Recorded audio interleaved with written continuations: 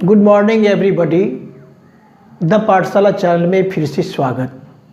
प्रश्नावली 9.1 एक्सरसाइज 9.1 का question number 9 को सॉल्व करेंगे, जो कि बहुत ही महत्वपूर्ण क्वेश्चन है। ये परीक्षा में प्रायः पूछे जाते हैं, तो इसको हम बाद सॉल्व करेंगे। और सॉल्व करने से पहले हम एक बार क्वेश्चन को हम पढ़ लेते हैं। एक मीनार के पाद बिंदु से एक भवन के शिखर का उन्नयन कोण 30 डिग्री और भवन के पाद बिंदु से मीनार के शिखर का उन्नयन कोण 60 डिग्री है। यदि मीनार की ऊंचाई 50 मीटर ऊंची हो तो भवन की ऊंचाई ज्ञात कीजिए। ये क्वेश्चन पढ़ने के बाद सबसे पहले हम आकृति को बनाते हैं। एक मीनार है, एक मीनार जो कि 50 मीटर ऊंची है। 50 मीटर ऊंची एक मीनार है और एक भवन जिसकी ऊंचाई हमको मालूम नहीं है, एक भवन है। ठीक है। और अब देखिए, एक ये मीनार है। मान लीजिए कि ये मीनार का शीर्ष हुआ और इसका मीनार का पाद बिंदु हुआ। उसी प्रकार से ये भवन का क्या हो गया, भवन का शीर्ष हो गया, ये पाद बिंदु हुआ। बिल्कुल स्पष्ट। अब देखिए, एक मीनार के पाद बिंदु से भवन के शिखर का उन्नयन कोण, तो भवन के शिखर का उन्नयन कोण ये ऐसे आएगा, क्षैतिज आएगा, ये आएगा ही। भवन के शिखर का उन्नयन कोण 30 डिग्री है, तो ये आपका 30 डिग्री दे दिया है।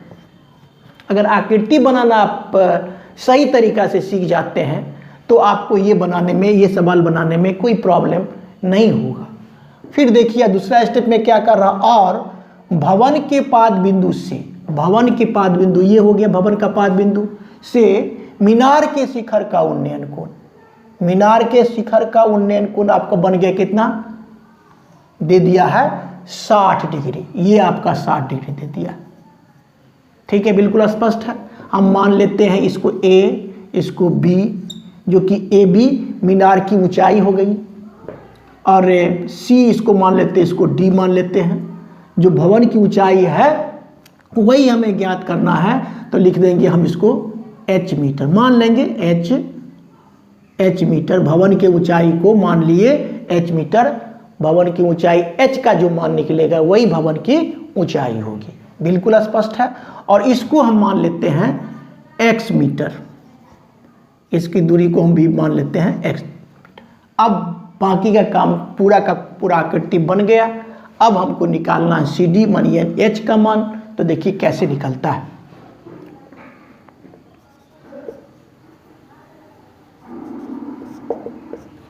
लिख लेते हैं, माना कि भवन की ऊंचाई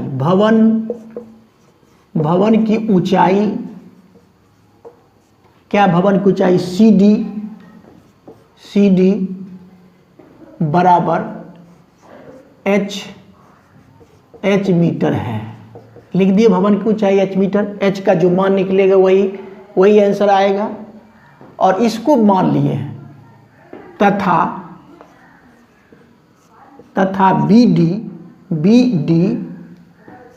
BD बराबर X मीटर है। और भवन की ऊंचाई क्या, मीनार की ऊंचाई दिया हुआ लिख सकते हैं। मीनार की ऊंचाई लिख सकते हैं आप, या नहीं भी लिखें तो कोई फर्क नहीं पड़ता है। मीनार की ऊंचाई आपको 50 मीटर दे दिए हुए हैं। तो अब क्या करेंगे, एक त्रिभुज बना ABC और एक त्रिभुज बना आपको BCD। दोनों त्रिभुज में हम दोनों त्रिभुज से आगे बढ़ते हैं, तो लिखेंगे समकोण त्रिभुज बन जाएगा। समकोण त्रिभुज किसमें, ABD में।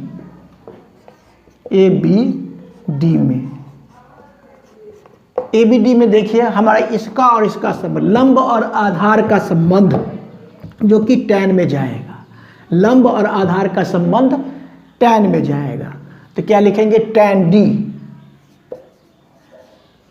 D tan डी एंगल लिए हैं, 60 डिग्री लेंगे।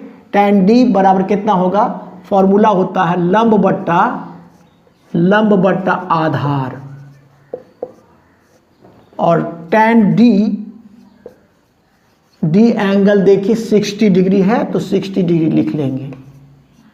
और लंब क्या है, लंब देखिए लंब AB, लंब है AB और आधार है BD। यहां तक स्पष्ट है। अब देखिए tan 60 डिग्री का मान होता है √3, जो कि याद करना होगा आप लोगों को। और AB देखिए AB कितना दिया 50, अब बट्टा BD में देखिए BDX। यहां तक स्पष्ट है। अब देखिए क्रॉस मल्टीप्लिकेशन करेंगे ऐसे ऐसे और ऐसे ऐसे, ऐसे नीचे में 1 करेंगे तो और ऐसे करेंगे तो कितना हो जाएगा, √3x बराबर कितना हो गया, बराबर हो गया 50। इसीलिए x बराबर हो जाएगा 50 बट्टा, ये गुना करता है तो ये भाग देगा। ये आपका समीकरण 1 हो गया। यहां तक देखिए एक बार। अब क्या किए, इस त्रिभुज में ले लिए, अब लिखेंगे पुनः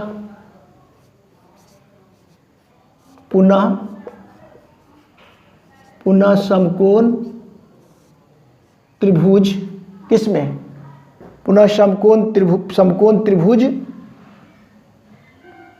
BCD में। यहां तक देखिए एक बार, BCD में क्या होगा, किसमें लिए, BCD में लिए, क्या लिखेंगे, tan